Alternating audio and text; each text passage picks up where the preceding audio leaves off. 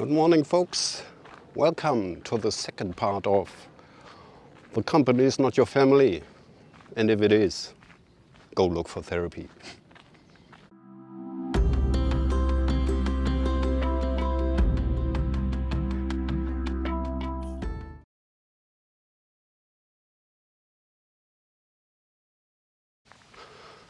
Now this one's getting a little difficult because with the next video, part 3, I want to finally get to the present day, but story-wise, I'm still stuck in 2015. And I somehow have to build a bridge between past and present without getting lost in too many details that are not relevant. So this is going to be a little speed up today. And since I don't have any script, as usual, I don't have any notes. The only thing I have, piece of paper with a list of names that I want to exchange. That's it. We will see how it'll work out. Now, in the last video I told you about how I built this relationship, companionship, I don't know, with my CFO after walking my first Camino. Like, he knew he could rely on me, and I knew he wouldn't dare to screw me over. Beautiful working. Now in 2016, I walked my second Camino, and yeah, this time no problems at all. Boss, I want a vacation, 6 weeks. Fine, approved. Now, while walking the Camino 2016, I was still married with a narcissistic psychologist. It was as bad as it sounds. And while walking the Camino, I met an Italian girl, lady, whatever you might call it, Maria, and we walked for about, I don't know, 3 weeks together. But we fell in love, and when we arrived at Santiago, she said, "Mike, usually I don't deal with married men. Go back home, handle your stuff, and then we see." So I went back home. I filed for divorce. Got me an apartment on my own. Yeah. And some years later I got divorced. Not some years, or 2 years later I got divorced. Anyway, I only tell you that because Maria will play a minor role in this story in the end. Now, let's get into it. What happened next?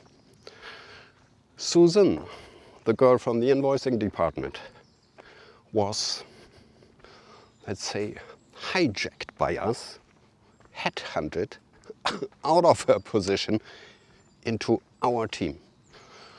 So Susan became a financial accountant. Now Helen, our team leader, she made her license as a certified tax advisor, whatever. But yeah, she found out there's not much of a career opportunities in this company.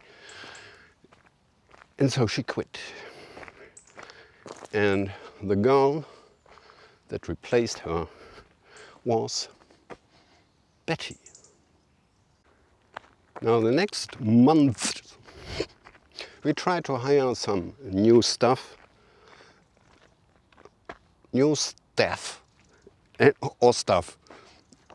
and it always worked like that. First interview with the CFO and the team lead.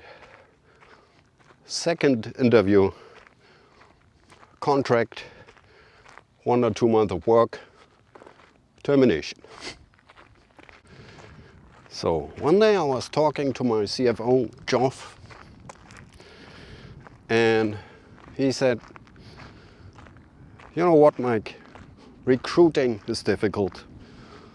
You can see only in front of people's heads. They're all actors, they're all playing a role. You'll never know what you get. And I said, you know what? I was once working for an insurance company, and they made it like this. First interview with the HR, second interview with team leader.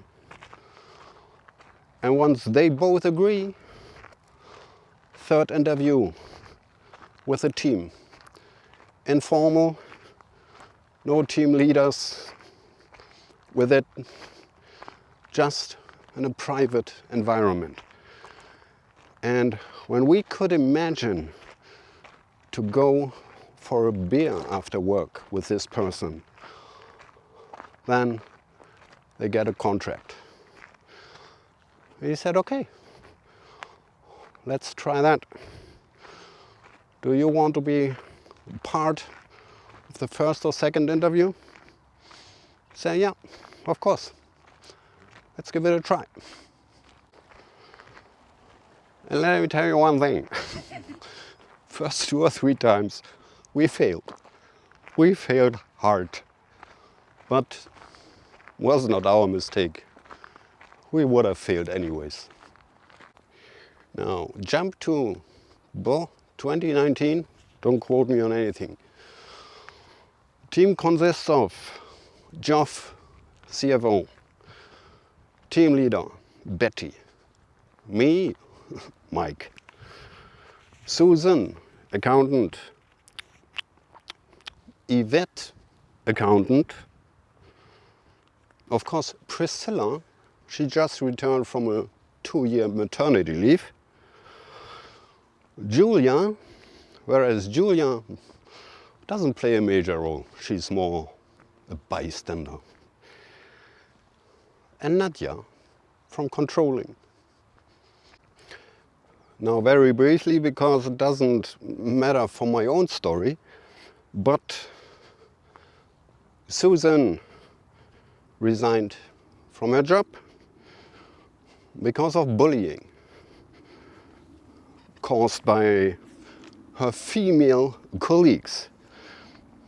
And somehow I was involved in this story, and I don't know what happens, as always. And at the end, all a matter of envy and jealousy. And that was the first time that I noticed when things get rough, you're alone. Nobody's fighting for you. Not even your team leader. Shortly after, Geoff, CFO, resigned from his job, as he said, because he wanted to be closer to his family. Well, that's bullshit. They just dismantled his position. Now, Priscilla, as I told you, came back from 2 or 2.5 years of maternity leave. And the last time when she was with our company was all fun and games, very relaxed working. But times have changed, and she couldn't handle anymore the atmosphere, the speed, the workload. So she quit. And then we got a new accounting software, very complicated. And Yvette got burned out.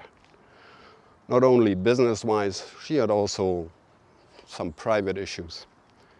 Anyway, she quit.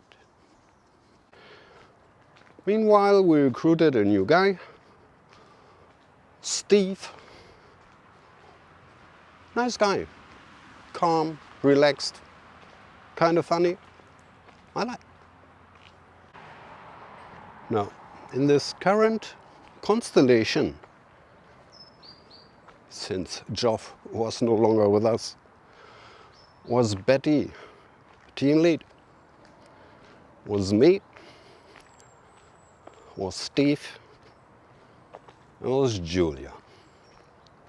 And since Geoff's position wasn't replaced, was nothing between Betty and our CEO, Bob. And Bob was God. Now, since people coming and going through all the years, I was the only one who was always there. And I was the only one who had no intention to leave at all. Because of that, I had a very good relationship to Bob. And we had very close contact almost every day. And for him and almost everybody else in the company, when you say accounting, you say Mike. My intention has always been having a strong team. We are the fucking professionals. We know what we are doing. Self-confident. We support each other. We help each other. And when somebody tried to go against one of us, he had to deal with the entire team. That was amazing. And I always wanted the new hires to implement this spirit. You're not alone. You're part of something big. We are invincible. I don't know how much I recorded today, but before I get too emotional, that's it for today. Stay safe, stay healthy, and stay tuned for part 3, the present days. Ciao, ciao.